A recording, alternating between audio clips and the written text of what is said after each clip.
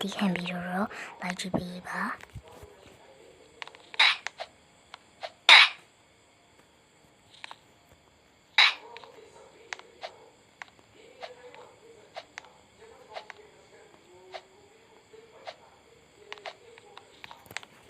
ကိုဒီမှာပန်းအောင်လေးကိုအရင်ရေးကြည့်လိုက်မယ်ပေါ့နော်အပြာရောင်လေးကိုစိတ်ရွေးကြည့်ရင်ကောင်းမယ်ထင်တယ်ပေါ့နော်ပြီးတော့ပန်းရောင်လေးကိုဆန်းရွေးကြည့်ပါမယ်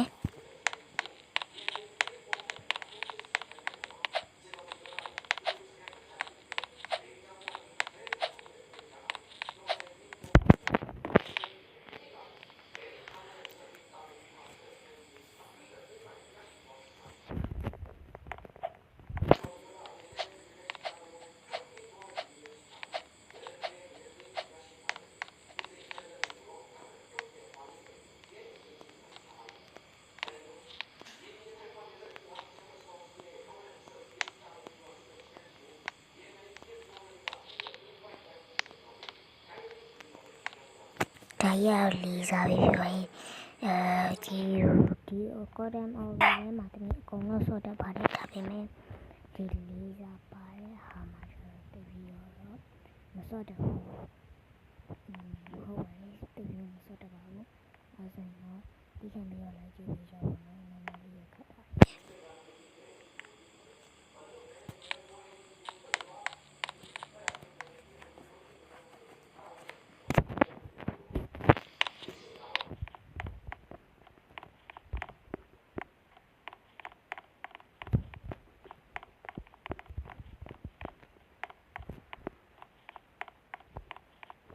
stage နဲ့စနစ်တော့ရောက်ခဲ့ပြီဖြစ်ပါရဲ့အဲဆိုရင်တော့ဒီလီကတော့ပြောင်းမယ်လို့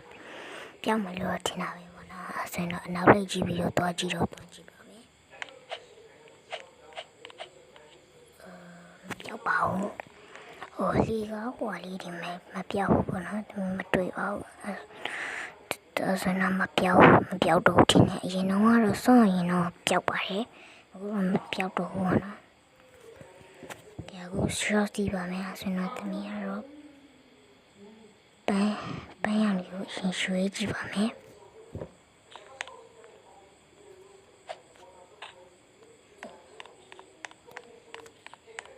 ဘာလို့ဒီတိုင်းလမ်းလျှောက်ရလဲလို့